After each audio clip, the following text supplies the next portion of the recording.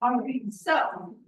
The paper that I gave you is what we will use, to kind of get a better idea of how to cater this class to your needs. Paper's name? So you don't have to give your life story if you don't want to. If you go by a different name, if you have different pronouns, if you have something that's not on my actual roster, let me know so that I don't call you by the wrong name the whole time or accidentally insult you. What we use that for is to kind of get an idea. We have a lot of night shifters, so we might change how we post our assignments. If we have a lot of, like, I work 60 hours a week people, we try to kind of clear it. We also want to know what your experience level is, so we share this with the clinical instructors so that they know, like, oh, this person has worked on med-surg for the last 10 years, or this person has been in OB for a long time. Kind of gives us an idea of who you are. And then at the very bottom, the last question, is there anything that we need to know, right? Do you have a like metabolic disorder where you have to eat frequently? Do you have a parent at home you're taking care of that's gonna be getting in the way? Let us know what's going on and always be pretty transparent so we can at least kind of meet you where you are. We don't do favors for people, but if we can accommodate any way, we can. We will do that for you. So fill that out and then hand that back in. The next thing I'm gonna hand you are these lab passes. I want you to write your name on all three. Okay, so because we know that you are busy people and busy lives and you have families and pets and work obligations. Labs are not mandatory except for the skills testing. Those are mandatory and you have to do them. But if it is another day where you are unable to make it and we don't have anything going on, there's no quiz, there's no skills testing and you can't make it, that's fine. Go ahead and you'll put one of these lab passes, you'll give it to me, you'll give it to Mrs. Liggett, and you'll be excused for the day, no problem. Okay, you're still responsible for the content, but we're not gonna make you come to a makeup lab. Okay, if at the end of the semester, you've used your 3, or you've been under your 3 and it's been no problem, you get 100 points toward your assignment grade, no big deal. If for whatever reason you have gone over your lab passes and you've missed too many labs, then you don't get the 100 points, which is part of your assignment grade, okay? So nothing that is going to make or break you with assignments, but 100 points is 100 points. So this encourages attendance. The reason we want you to put your name on them is because they're yours, right? You can't buy them, you can't sell them. They're not currency, but we want to make sure that you have an option, okay? So if you need to use a lab pass in advance, go ahead and give it to us and be like, hey, I've got a doctor's appointment this day, I'm not gonna make it.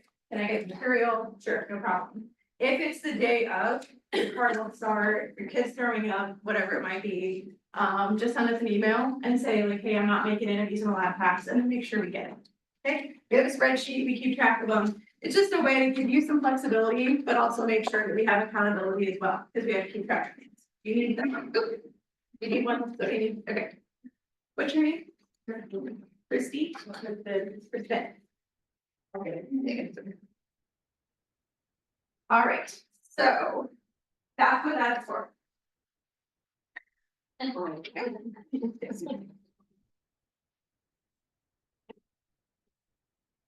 All right, did everybody watch the videos that were posted at the beginning? There were 2 videos we were supposed to watch prior to class. We will do a lot of that.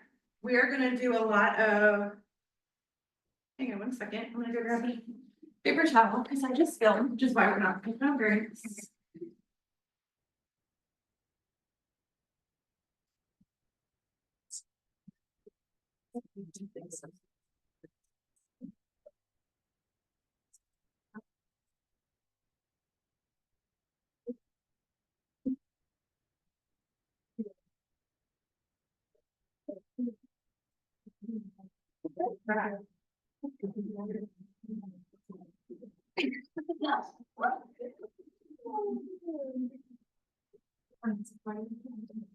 All right, so just make sure before you come to class, if there are ticket to class things, if there's a video to watch, whatever, if you go ahead and do that, it would make it much more easy to follow along with the content because we kind of make sure everything matches. All right, now that I've cleaned up my mess, which is an indicator of what my life looks like, so just let you know, we're all a little messy. So tell me how we're feeling about this semester after the summer. How are we feeling? Nervous? Okay. Nervous? What have you heard? I know you guys talk. What have you heard? No packets. No packets. Glad you mentioned that. No packets. What else have you heard?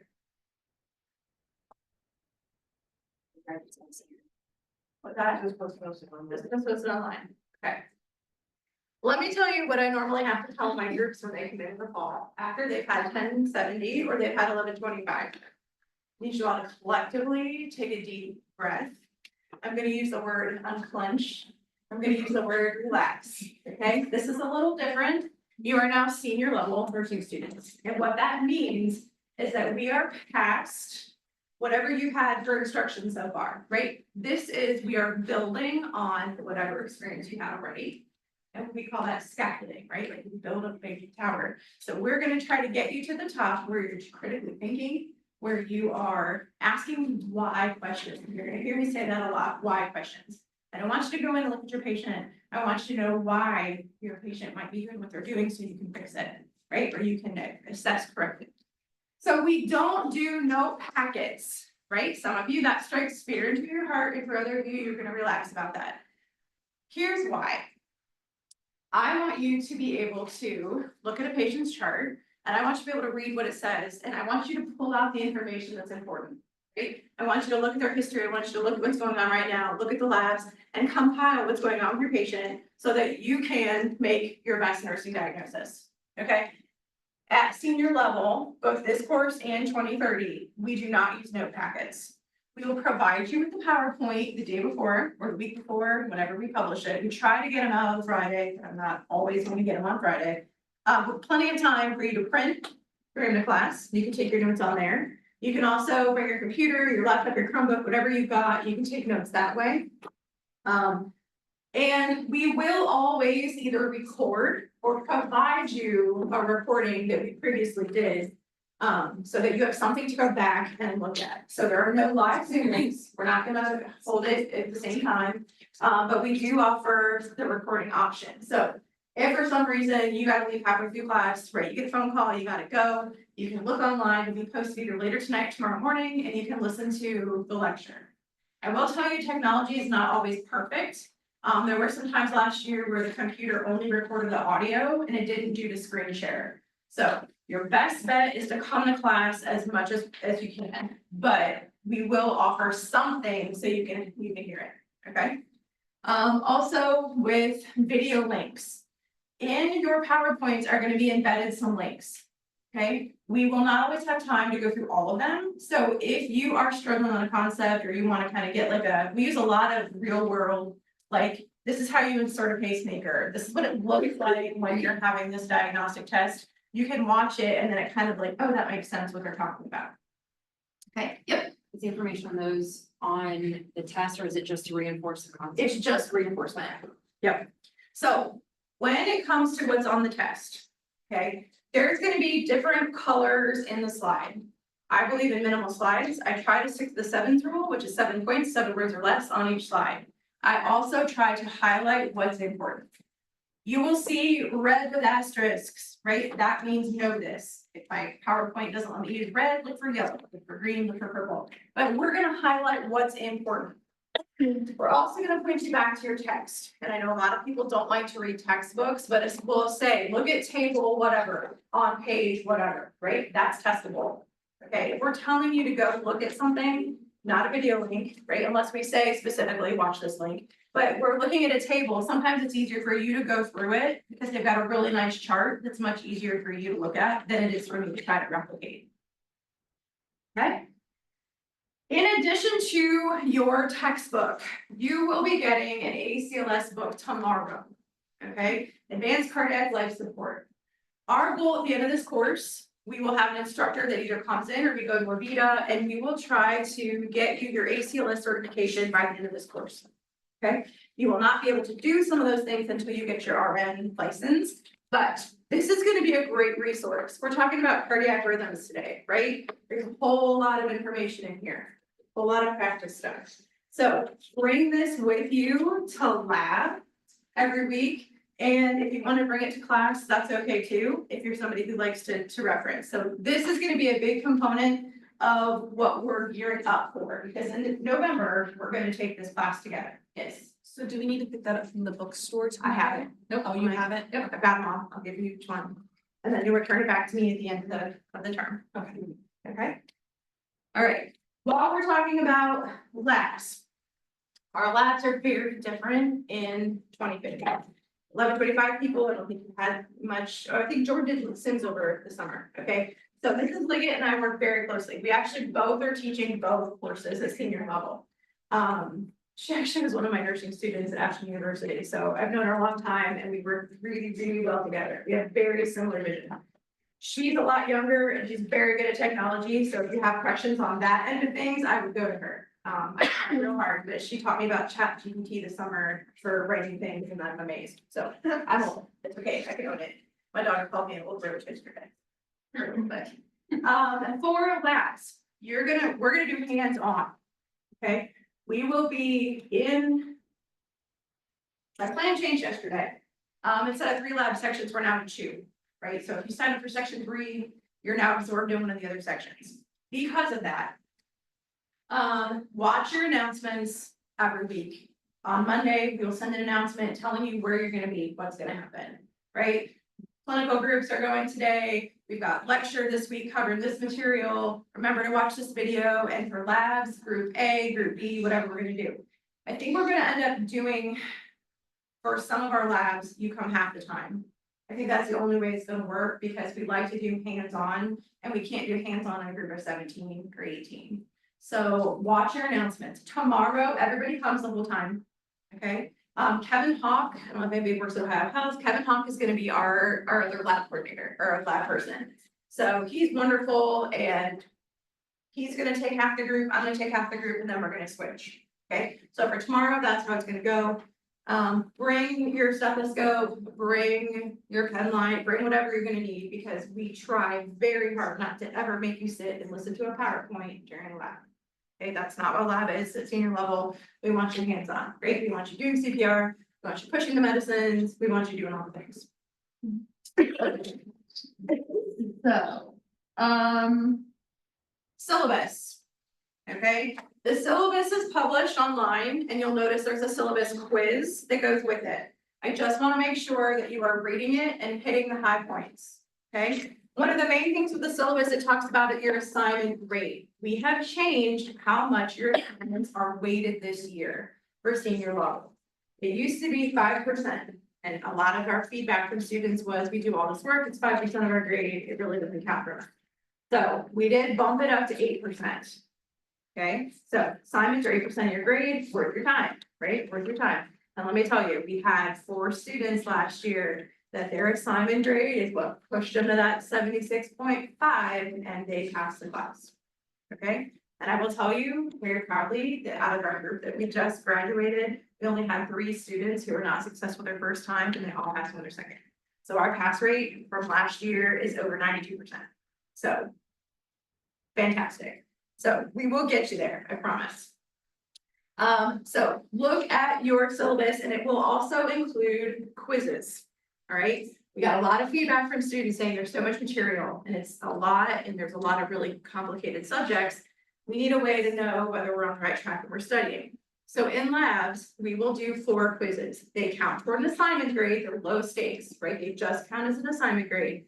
You will need to bring your computer on quiz days because they're on Canvas, okay? Reason is, we're trying to get you as much practice as we can with those next gen style questions that you're gonna have on the boards, okay? So bring your computer to lab when it is quiz day. It's a 10 or 15 question quiz. You do it on Canvas, you get feedback instantly, we can go over it. But we just wanna let you know that this is another thing that's counting towards your assignment. Okay. Yes, Are the questions gonna be more next gen questions or on the quiz and test, are they gonna be more just regular old NCLEX style questions or mixture? so here's the thing. When you take your NCLEX, 20% of your questions will be non-traditional multiple choice questions. So when you go to take your boards, you will have 20% of your questions that'll either be next gen. They'll be, and then what that means, select all that apply with more than 5 options. It means fill in the blank. It means drop down, those type of things. Because we do most of our tests on pencil and paper with the Scantron, right? We can't always do that, right? We do 20% of the questions on our exams that are fill in the blank, multiple choice, that are all, select all apply that are only 5. So we try to vary it up. But know that 80% of the time when you're testing, whether in here or on the boards, it's gonna be your standard multiple choice. Right, that's what it's gonna be. So out of our questions on our tests, right, there's 50 questions for the regular exams, 100 for the final. 10% will not be selected, will not be multiple choice, right? I know you all hate select all the blood, passion, I get it. So out of a 50 question test, you'll have 10, right? 10, 5. I don't know, whatever 10% is, right? Yeah. Or 20, whatever we decide to do, but it'll be varied, okay? So quizzes in lab, right? There'll be 4 of them, count toward assignment grade. Your syllabus quiz counts towards your assignment grade, and that's 8% total. Okay? The rest of your exams, 20% is the final. Questions on syllabus or how we do the grading. Okay, if you're late on your assignment grade, we take 10% off for every day. Okay, so don't just say it's late, I'm not turning it in, because 50% is better than nothing, right? So if you're a couple days late, and usually we leave them open on campus for a couple days to make sure that like it pops up in your to-do list.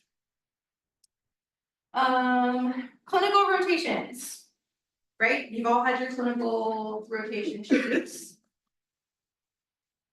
I will tell you that we are still finalizing, okay? It's been a very interesting, okay, so this is the sheet you've all looked at with your clinical. We changed this too, okay? Because before you were divided into groups and half of your clinical group would go to mental health. And when they came back, then the other half would go to mental health. And it got very confusing. So what we did was we put you all in mental health and then the rest of your weeks are on med surg. Our goal was to get you into the MICU, the SICU, or the ER. We're having trouble with Ohio Health. They keep changing managers. People keep leaving. We haven't got 100%. Yes, we can do this rotation. So our plan is if you are in, it's probably going to be section 1. This is going to affect more than anybody. If you're in section 1, you're going to mental health right away. If we get approval, we'll pull you in the rest of your clinical days. We'll make sure you get there if we get approval. So your 2 clinical instructors for mental health are going to be Mrs. Liggett, who you're going to see here, and then Ashley Oski, whatever, I don't know how to pronounce the last name, but she's going to be the Tuesday group. So most of you will see Mrs. Liggett, the other one will see Ashley. The rest of you will have your clinical groups. Yes. So on for group 1, it has the 26th, but for everyone else, it only goes to the 19th. And then I noticed, Yes. okay, I didn't know if it like fell weird or. Because of Labor Day. Okay, Yeah, so that's the problem. The fall semester, we have Labor Day on a Monday. We have Veterans Day on a Monday, which if you have an adjunct instructor, that's fine, you can go, but if it's any of us, we have to get approval to work on a day that we're supposed to be off. And then you have a Thanksgiving holiday. So if you look at your fall semester, it's actually 17 weeks, including the fall break, because of the way the holidays fall. That's just the way it is, unfortunately. So on your Canvas page, you're gonna see all sorts of clinical paperwork, right? There's 2 different things that say print this before you go, take it to clinical, and then they will help you go over it. So I'm not gonna spend a lot of time on clinical paperwork. What else? We went over, we do not try not to cry, we don't have shadow health in this course. We got rid of it. We did have psych shadow health last semester and we decided to get rid of it because the feedback was just miserable, so try to dry your eyes. We will go over, so the Kaplan, right? So a lot of your assignments here are gonna be doing the Kaplan focus test. Have you done these before? You know what they are. Perfect. So how do you get full credit? You take your Kaplan test, you remediate, and for some reason, the computer wants you to stay in each question for a minute before it'll give you the check box that it's remediated. When you're done, you can take it again if you want to, or you can send me the screenshot of your remediation, upload it to Canvas, and then I will go on Kaplan and print off your scorecard. Okay, but I don't know you did it. Kaplan doesn't just let me know like, hey, like Trevor completed this. Just send me the screenshot and upload it, and then I'll be like, oh, okay, and then we go and print everybody's stuff off. We'll go over a lot of Kaplan tomorrow. Any questions on the course layout at this point? Yes. Uploading the Kaplan. So you literally take your phone or take your computer, do a screenshot, and then just upload that to Canvas. Yep. Because it's set for file uploads, so you can do anything. So are we just taking a picture of the check mark? Literally take a picture of something saying I did Kaplan. So that I know it's done, and then I will go in and look. It just saves me time instead of going back and forth, like, oh, they didn't do it yet. And you can only take it twice. You may have me want. Take it as many times as you want. Best score. You get this one, you get it. It's for completion. So if you take it and you miss half of them and you remediate all of them, you still are gonna get full credit. Oh, It's okay. it's your advantage to go back and do it again. But, right, we're not penalizing you for not moving through. And here's why. We wanna make sure, so here's the difference between, so did you guys do these, did you do the focus test in 1050? So like, which ones did you do? I'm not. Neurology, renal, all sorts. Okay. Okay, so if we come down to it and we realize you've already done one of those Kaplan, just do it again. Okay, like if you've already done it, just do it again, that's fine. We try to do those. They're gonna incorporate some content that maybe when you took it the first time, you didn't have that yet, right? So we gave you maybe neurology when you were in 1050, but now I'm gonna give you neurology after we've covered strokes and brain hemorrhage and Guillain-Barré, and I'm gonna have you take it again. So what you didn't know before, you'll see if you know this time, right? So there is benefit to taking it again. Make sense? Yes. Is there a test plan that shows us what's like study guides are gonna be on each test so that we know? There is a test plan. I have not finalized it yet because we're still in flux. So as soon as I know, I have a rough outline of what it's gonna be. There's roughly gonna be 5 to 6 study guides per exam. That's what it's gonna be. Yep. So we haven't done Kaplan before, I don't. We're gonna go over it tomorrow. So I have a login for it. We're gonna go over all that tomorrow in lab when we have more time. Yep, we'll make sure everybody knows what, and we're actually gonna do a tour of Kaplan. And I'll show you some stuff that you might not know that's there that will help you for study resources. So we'll go over that tomorrow. Anything else? We need to bring our laptop then. You need to bring your laptop to lab on a day we have quiz, absolutely, so you can take the quiz. But the rest of the days, it's up to you. Tomorrow specifically for Kaplan. No, the quiz is on the course calendar in blue. And I try to do a quiz like before the exam so that you at least have an idea coming right back. Exams were laying down on bias. Mhm. Is there a partial credit or is it right or wrong? So on the exams, if it is only 5 answer options, then it will be right or wrong. If it is more than 5, then it'll be partial credit, which is how the NCLEX does it. So they do partial credit if there's 6 or more. We only have 5 Scantron levels, so we can only give, we figured that out last time. There were some questions where there were 6 answers, we're like, ah, well, that's new. And I will tell you that Mrs. Leggett and I are very much stats nerds when it comes to our exams. And I said this last year to my cohort and they laughed at me. And then by the end, when we were tallying up things, they're like, okay, I see why. What we do is that fancy terms, right, degree of reliability. I wanna know that if I gave my test 2 years ago and I gave it last year and I gave it this year, that those questions are fair, like they're good questions and they're not trying to trip you up. Don't have typos, we vetted them, students have asked questions in the past, we know they're good questions. So what we do is we go through, and if 50% or more of the students have gotten the question right, then we're pretty confident that that's good.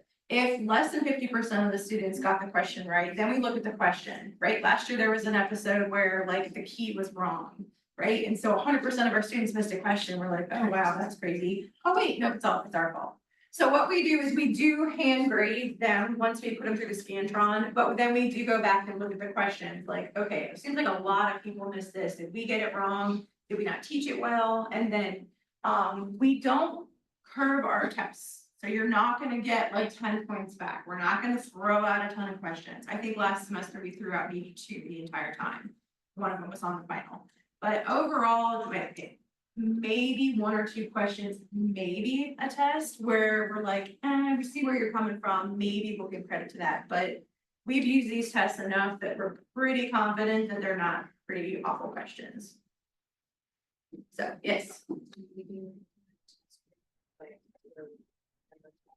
We do, so here's the thing, that's a great question, we do test review. The problem is, there's only 2 faculty for all of senior level. So if while I'm here, then Jordan is in lab and vice versa. So I will be in lab when she is doing the next lecture. So you may not have me do your test review. If it was my test, it might not be her. But we work together enough that we can explain why those answers are right. So you will have an opportunity for test review, but it might not be with us in a large scale. We'll hand your tests back, you can take a look at them, we want them back. And please don't take pictures of the test, we found that out last semester and it was not good, right? Like it's academic integrity, it's my work, it's Jordan's work. We wanna make sure it's fair to the next cohort. We take them back, and then if you have issues and you wanna meet with us during office hours, absolutely, schedule a one-on-one. And we'll go over, we can go through each individual thing as to why it is what it is. Does that make sense? What other questions you got?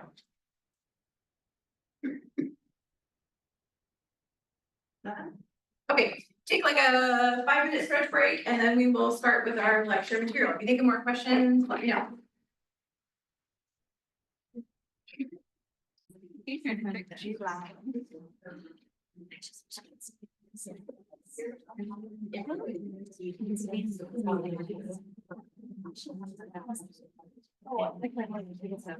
Right. Alright, we're gonna go through this a lot today, and I want you to not panic, because this is gonna all be reinforced in lab. Okay, so tomorrow in lab, we're gonna pull out ECG papers, we're gonna get our ACLS books, we're gonna go over how to read rhythm strips and what we're talking about. This is just an overview, okay, this cardiac cycle, okay? Tomorrow in lab, we're gonna focus on treating the Brady arrhythmias, right, slow heartbeats. And then next week, we're gonna go over the fast rhythms, and fast arrhythmias. So, a lot of information dumped today. Okay, and I'll show you what I mean about things that are important and kind of, and I apologize, I do not like these can lights up, because when we do movies, you're not gonna be able to see the screen that well, so I'm gonna investigate that, yes. On your note you sent out, there was on your strips, there was a telemetry that had a missing P wave, and then there was a telemetry that had an inverted P wave, and they're both marked as accelerated junctional. Are they both accelerated junctional? We are actually probably not gonna focus on accelerated junctional, we'll just focus on junctional, but yeah, we'll get to all that, I promise. Okay, so. I'll be 100% honest, this is somebody else's PowerPoint that I liked, that they was in class previously, so she had her objectives written down here, which I thought were good. What we need to know about the cardiac cycle is basically, this is review on what you've had before. We know that the heart squeezes, we know that that makes our cardiac output, and the takeaway point is when the heart squeezes, right? It's never gonna gonna squeeze 100% of your blood out because it's a cycle, meaning there's more blood that's coming back to it, right? So the most that we want a heart to ever squeeze out is 50 to 70%. So we're never gonna have 100% because that would mean that your heart had all the blood and there was none in the rest of your body, right? So just understand that's what we're doing. Stroke volume is when we're getting into what's the difference between when it's filling versus when it's squeezing. Okay, that's the difference. So these are some terms, we're gonna go over this in a little more detail as we go through this PowerPoint, but these are just some basics I want you to understand. So when we talk about cardiac output, right, how much it's squeezing, how much we're sending around, if for some reason that is affected, that's when we start to have symptoms. That's when we start to feel gross. That's when they're starting to have syncope and they're starting to sweat and they're starting to have loss of tissue perfusion, right? So these are all the things that you're gonna see if the heart is not meeting the needs of the organs in the body. Make sense? Okay.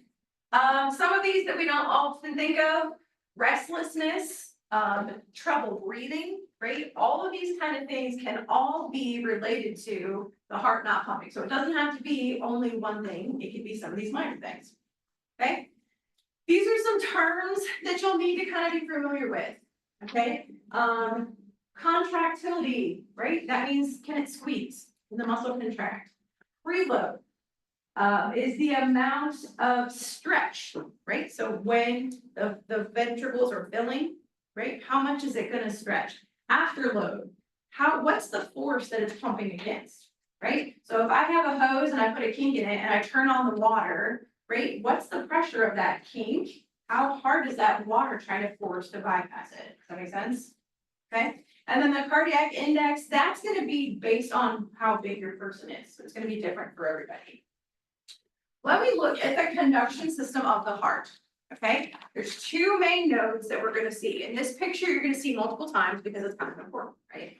So we have the SA node, which is up at the top where your atrium are, and then you have your AV node, which is closer to your ventricle, okay? Does this look brand new to anyone? You all remember this, yes? Okay. SA node is where we originate that electrical impulse, right? That's sort of like the generator. And then it travels down to the AV node, which for lack of a better word, is kind of your junction box. It's your timing system. Because if the SA node shot that electricity through the whole heart, it would all try to squeeze at the same time and we would get nowhere. So the AV node then takes that impulse, holds it for a second, and then shoots it down to the ventricle, okay? If for some reason the SA node would fail, okay?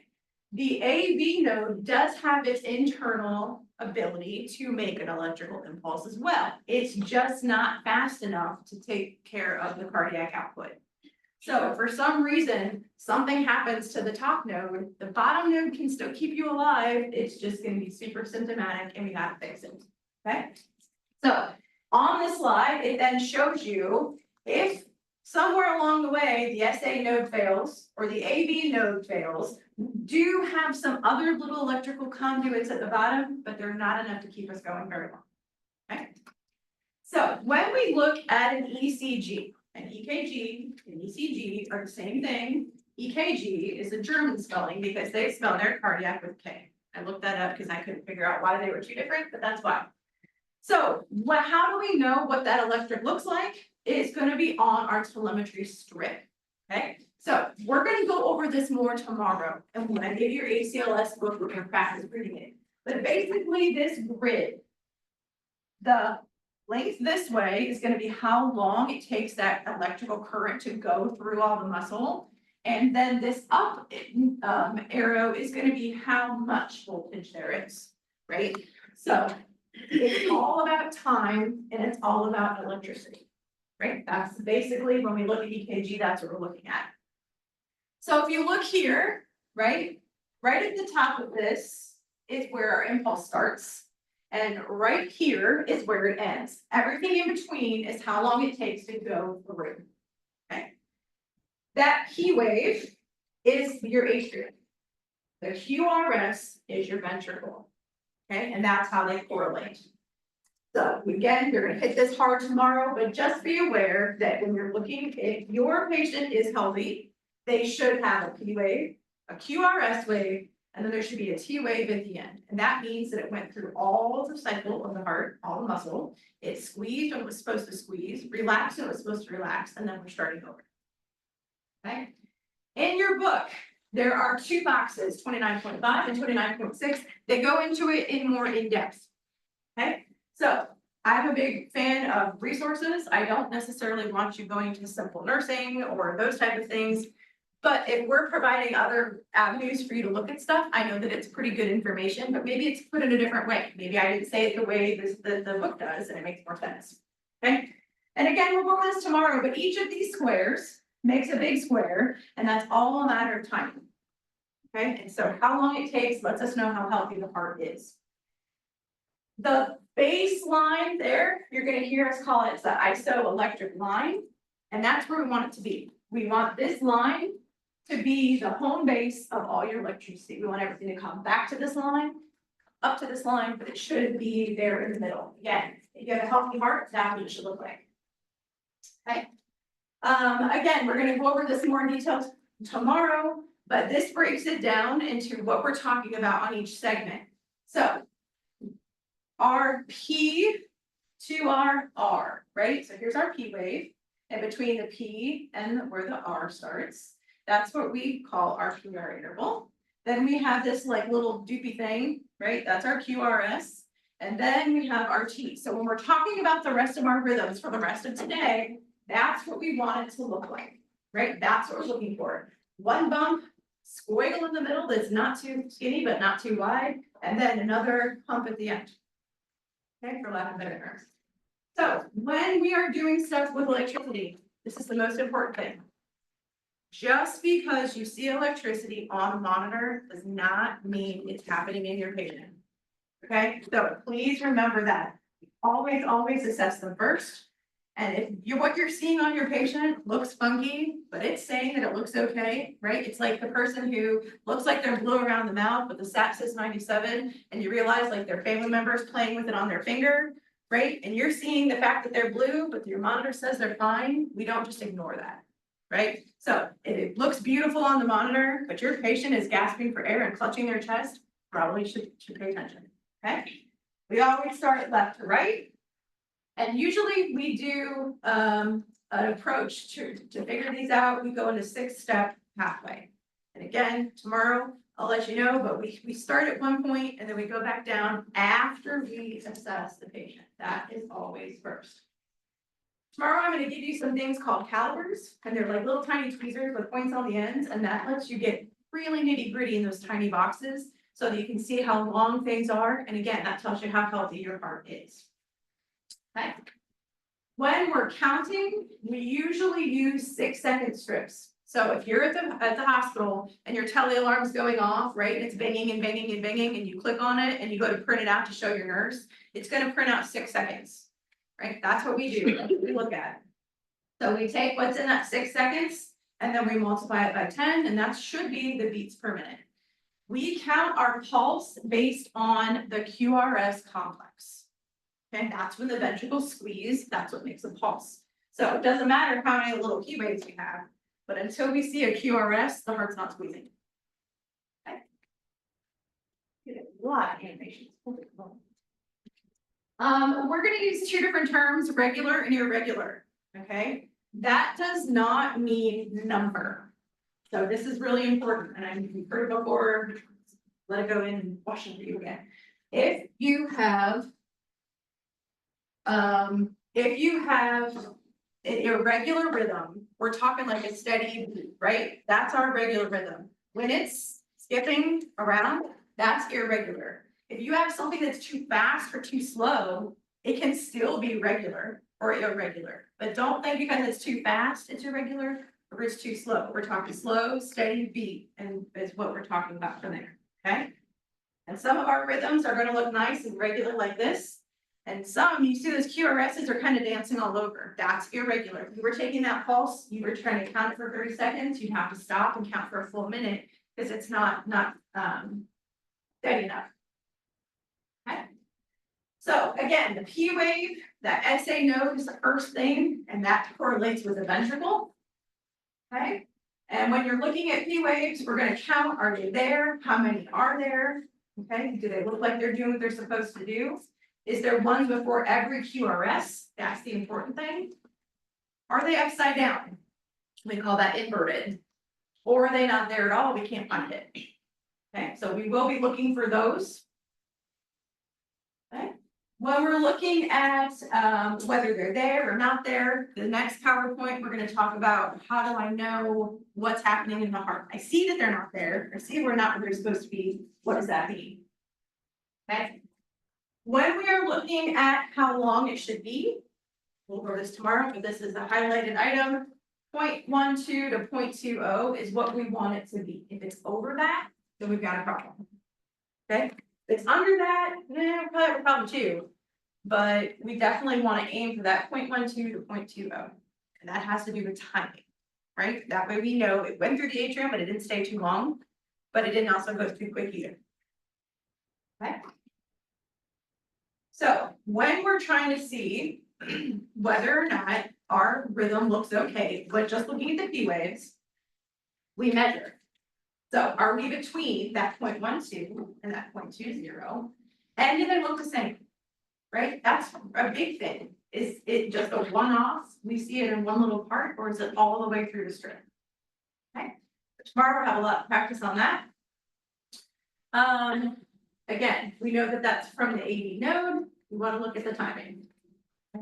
Get rid of this stuff. The QRS complex then, right, has to do with the next part of the waveform. So we're now looking at, see where it's in red there? This is what we typically see like on t-shirts and tattoos and things, right? It's a big QRS complex. That is, it's going through the ventricle. And we want that to be 0.06 to 0.12 seconds, right? Super, super fast. But if it's nice and narrow like that, and it took less than those, or in between that line, between 0.06 and 0.12, it's probably pretty healthy.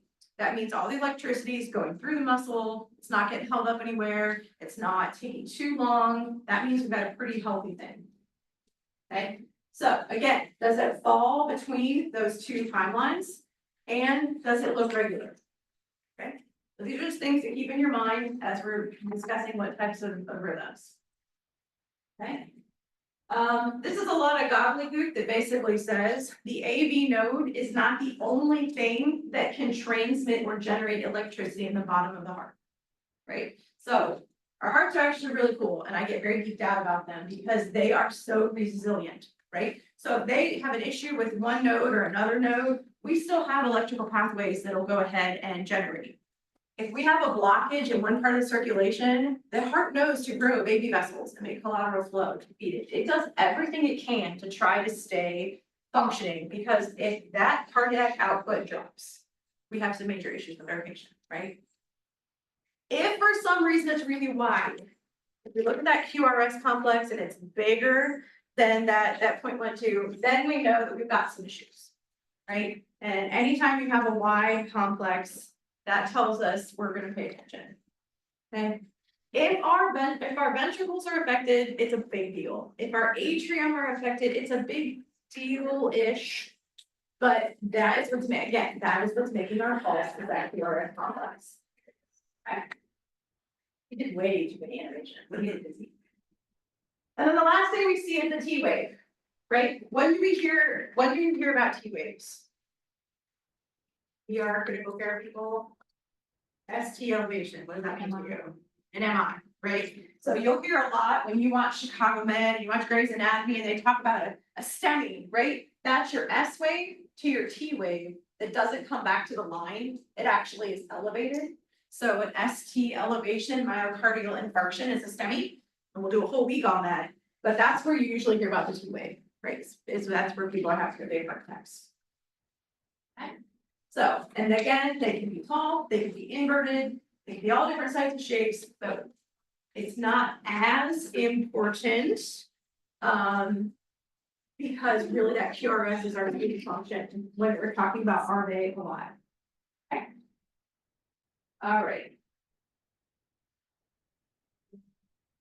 all of that stuff tomorrow. But I just wanted to give you the highlights because we're gonna talk about our cardiac rhythms.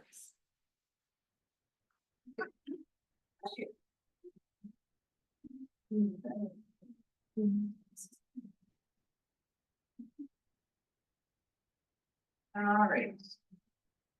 How do we feel about that so far? I know, we went a lot fast. Has anyone never looked at the EKG script before? Okay. Okay. How many people have worked on a floor where their patients have had telemetry? Okay, feel pretty comfortable with at least knowing what the monitor is, knowing where you find it. We are gonna talk about, here's our basic, right, isoelectric line, P, QRS, and T. What happens if they're not there, and they're not there in the right place? That is where this is gonna be, so. When we say the term dysrhythmia, that electrical activity is not organized the right way. Okay, so it is for some reason being altered. And then it does something to our cardiac output, meaning it's not where it should be. So again, you've got your symptoms. It may be that they feel lightheaded when they stand up. It may be that they feel like they can't catch their breath. It may be a funny beat. It might be that they are sleepy, they're syncopal, or maybe be pale and sweaty. But a disturbance is what we're looking at. And a lot of people don't know they have anything with their heart until they have symptoms, okay? Lots of things can cause these. Anybody drink Celsius? Rockstar, Monster, all those things, right? Okay. Huge cause of cardiac dysrhythmias. I teach at the high school too, and if they walk in, they all know they have to dump it in the trash before they come to me, because I have seen more people have cardiac issues from stimulant. And it doesn't have to be drugs, it can be massive doses of caffeine and taurine and all that. Okay, but something becomes off balance. Your electrolytes, your sodium, your potassium, your magnesium, too hot, too cold, trauma, blunt force, you hit the steering wheel in a car accident, overexcited, overscared, right? Anything can cause this. And before we get too far down the what does our cardiac look like? What does our rhythm look like? You've got to look at the patient. Okay. Are they doing okay? Are they awake? Are they not awake? Did they have a pulse? Did they not have a pulse? These are the things that are really important. Okay. So we went over that a little bit about this SA node. Okay. And we talked about the conduction system. Automaticity is a word that we're going to go over a little bit. And that is the ability of that node to actually generate the electricity. And the excitability is the way it responds. So you can have automaticity all day long, generating electricity, but if you don't have excitability, that muscle's not doing anything. Okay? Does that make sense? Conductivity is able for it to travel through. Refractoriness, that is after it squeezes, is it able to relax to get another signal? If it doesn't relax, then you've got a whole other problem, right? And then contractility again is how much that it can actually squeeze. Same picture, do you think this picture is important? I think you should look at this picture a couple times, absolutely. So if everything's perfect healthy person, right? We have a normal sinus rhythm that is a beat of 60 to 100 an hour, or 60 to 100 a minute, and everything looks normal, right? So if on the test, you get a strip and it looks like this, and you're looking at it and you're like, man, I don't know what I'm supposed to pick. It could just be normal, right? That's okay, we want it to be normal.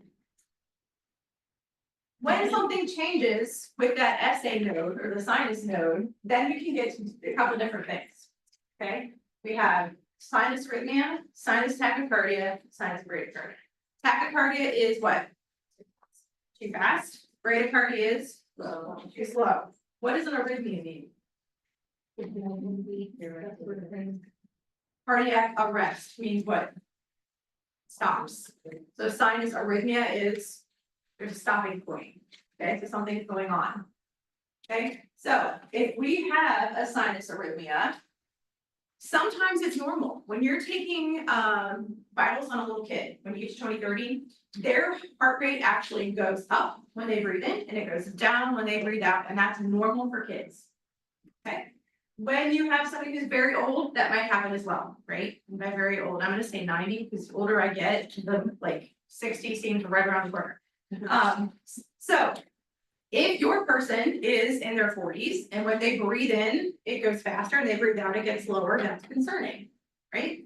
If there's a pause in it, that can be concerning. Sometimes they don't feel it. Sometimes they're completely asymptomatic and other times they really do. Okay?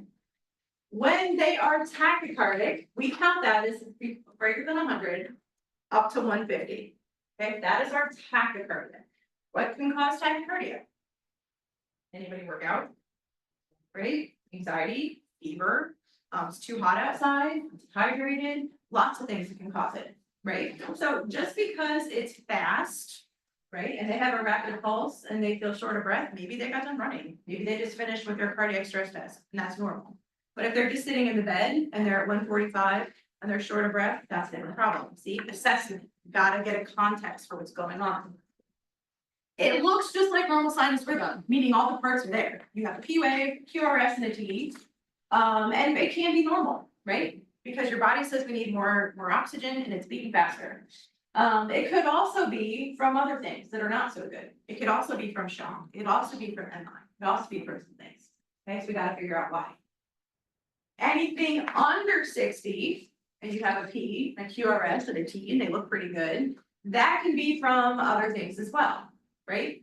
Some people, if you're an athlete and your heart rate resting is like 45, completely normal, right? I had the starting forward for the AU basketball team was in my cardiac or my health assessment class, and his heart rate was about 43.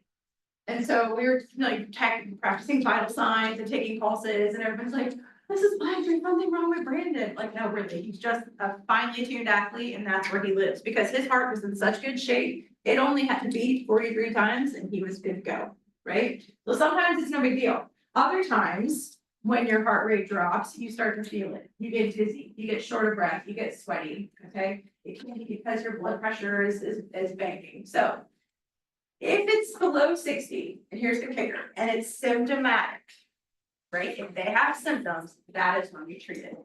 So when we're starting to have symptoms, that's where we have to pay attention.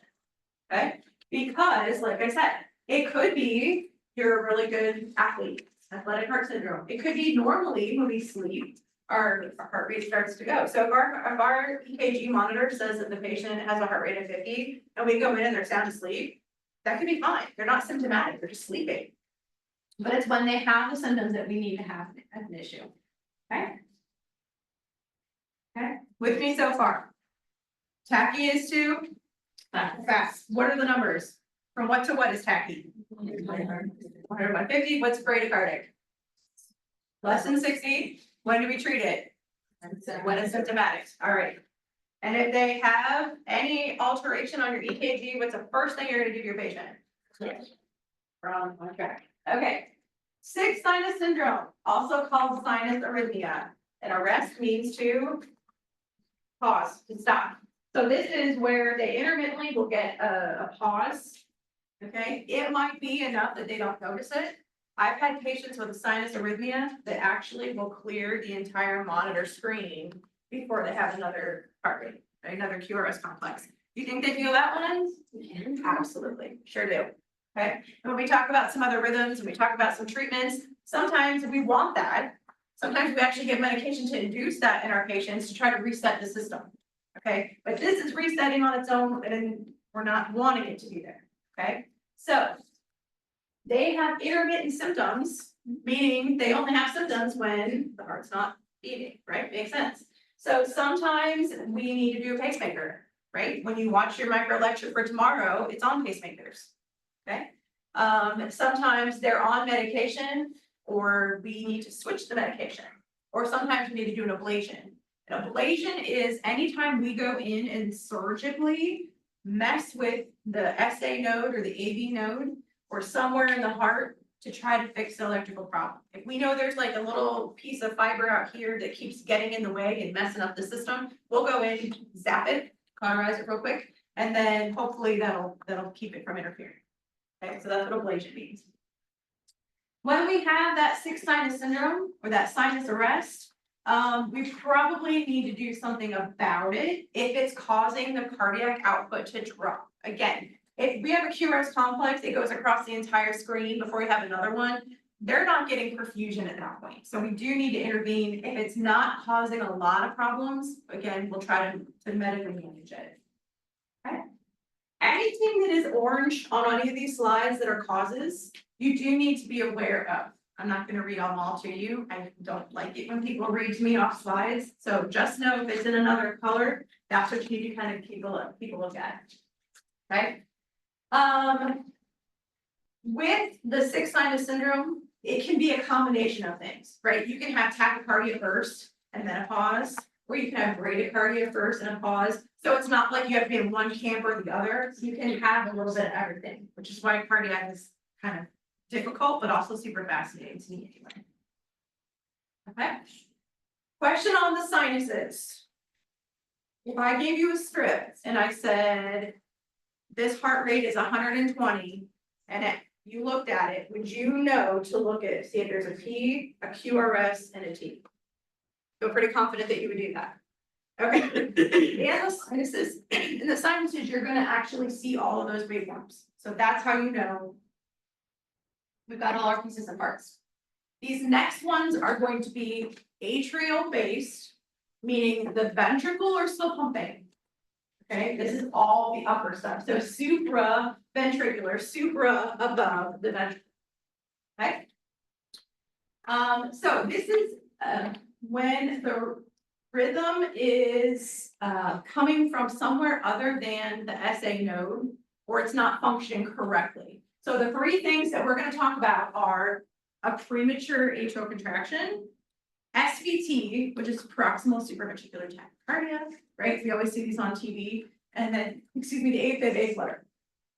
You will notice the word proximal we're going to use several times. That means it comes and goes. You don't have a rhyme or reason when it's going to happen. It's intermittent. Okay. You will notice that there are these bolded blue titles. Those are the rhythms that you're going to need to know. Okay. So when we went through the sinuses, there were 3 of them. Okay. Now we're getting into these. So you're going to see a number. So when you're trying to decide which rhythm strips am I supposed to learn, okay, the ones that are the big, bold, and blue. Premature atrial contractions. If you look at this slide, do you have a P, a QRS, and a T? Yeah, absolutely. You have them all of these. But because this one came right after, it's hard to see the P because it's built into here. It came before it was supposed to, so it came prematurely. And so therefore, it kind of messes things up, and we have a longer pause till it can beat again. That is a premature atrial contraction. Okay, sometimes people get them once in a while and you don't even notice it. Okay, so this would be, is this regular or irregular? Irregular. Okay, if I would measure these out, this one comes a lot closer than these two are. See the difference? That means it's irregular. So what we do with this is if it's really not causing a lot of problems, maybe it's causing occasional palpitation. We might, take a look at it and have them wear a monitor, but it's really not doing much, right? Still beating, still has a good rhythm. We just know that it's there.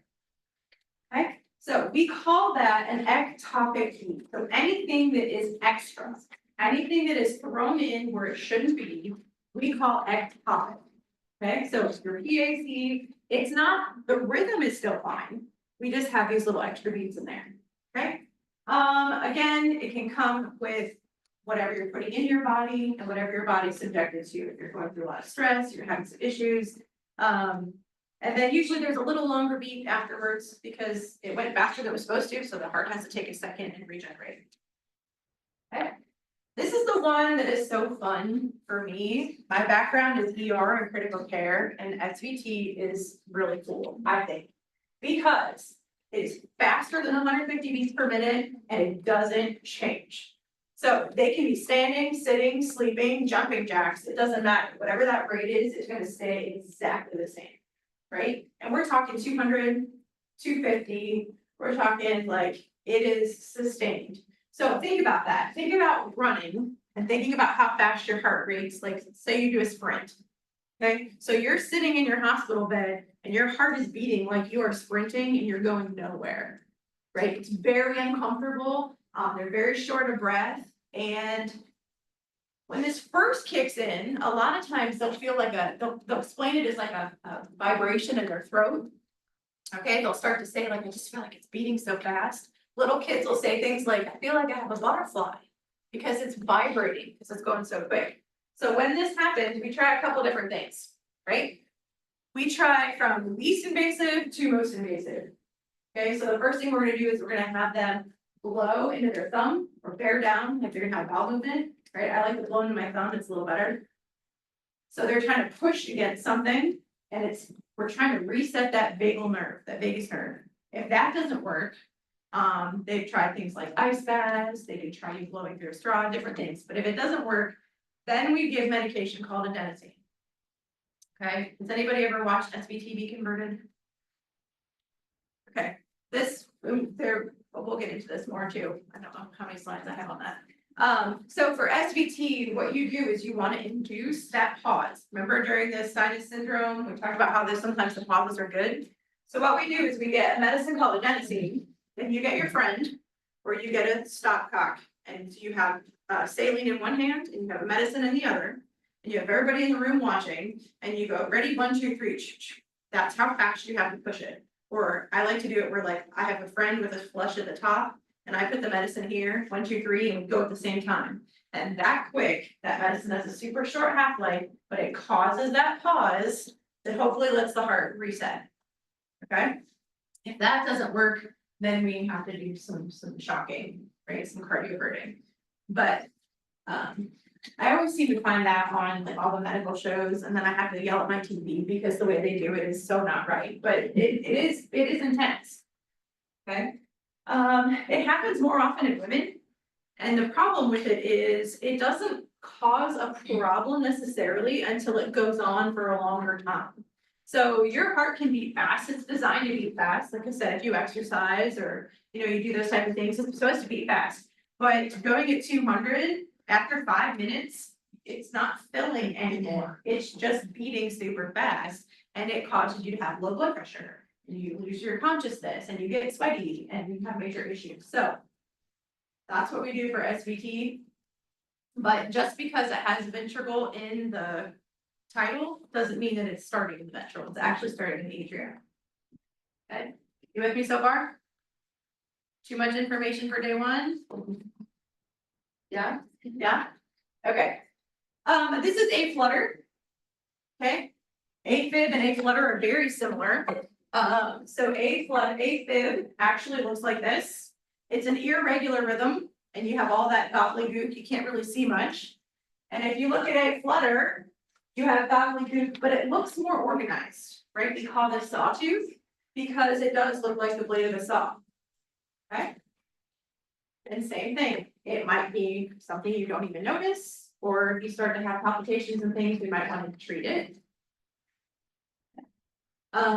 It usually is between 150 and 170.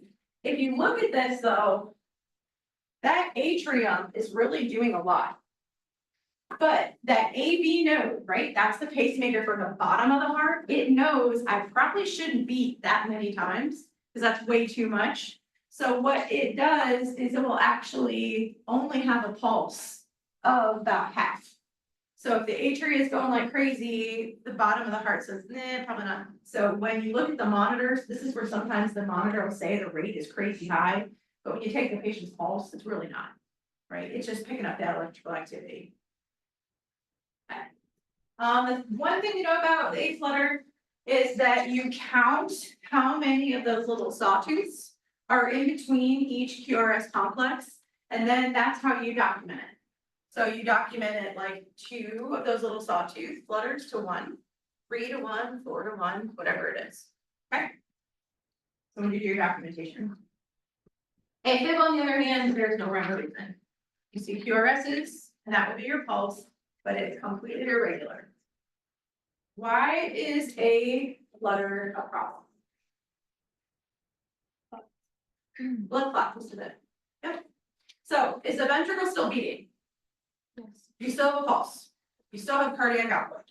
Great. So from that aspect, you're doing fine, right? You're compatible with life. But what happens to the blood that sits in the atrium as it's doing all of that in the middle like this? The blood clots, right? And then what happens when we do have a squeeze, that clot then goes down and up, right? So your AFib patients, what are they at risk for? Big strokes. Yep. If you are on the floor and you have a patient with a history of stroke, check that medical history. I bet you they had AFib at one point. Unless they have other mitigating factors. Okay, so if somebody has AFib, they can still live with it, right? They can still function, your heart's still beating, you might not even feel it, but we have to put them on some type of anticoagulant so they don't have a stroke. That's really important. Okay.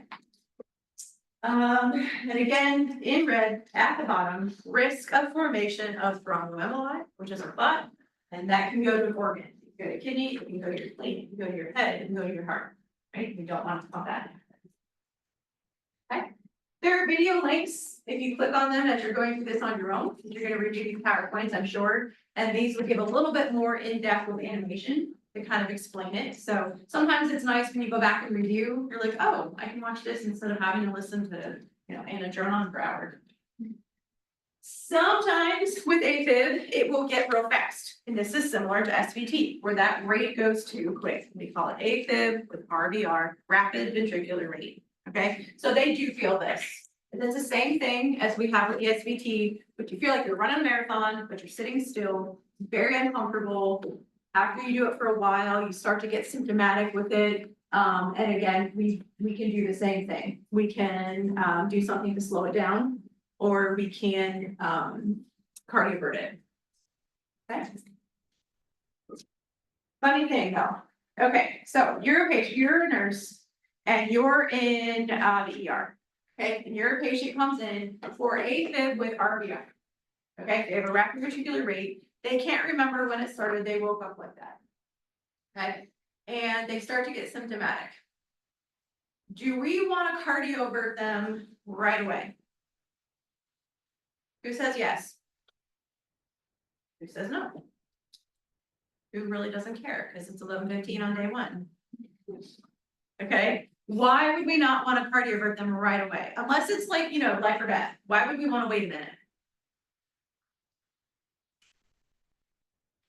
Who said that? I heard words.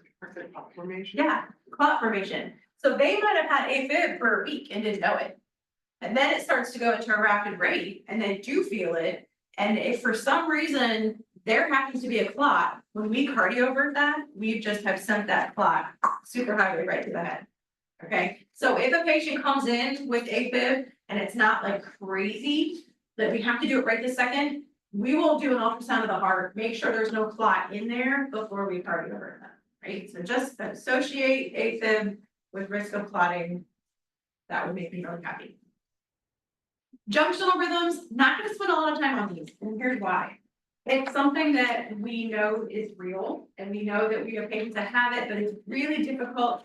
Even some people that are cardiac nurses for a real long time have a hard time kind of figuring out what is junctional. I'm happy if you know that junctional rhythms typically are Brady. They're usually slower. If they go faster than 60, we call it accelerated. And if it is greater than 100 or more, then we call it tachycardia, right? The hallmark of these, again, it says right at the top, be aware of these, but these are not our focus. Meaning if you have 10 minutes to study a rhythm, this is not the one you're gonna study. Okay, you need to know what it is. The hallmark of junctional is that there is no P wave or it's inverted. It goes the wrong way. That's kind of the hallmark of junctional. Okay, so if you have a slow rhythm strip and you can't find a P wave or it looks like it's upside down, it's probably junctional. Okay, if it goes too fast, it's tachycardic. If it goes a little fast, it's accelerated. That's kind of what you need to know about these. I've been a nurse for a long time, and I can tell you maybe a handful of times where I've had to put junctional on my documentation of what it is, most of the time it's something else. Okay. Okay, so we've had PACs, just know that you can get junctional contractions too. Right, and again, to me, that looks very similar to what a PAC is. So on the tests or on the quizzes, if you see something that is an ectopic beat of an atrial origin, it's gonna be a PAC. I'm not gonna try to trick you with this junctional contraction. Okay, you just need to know what it is. Tell me how you're feeling. Overwhelmed. What's that?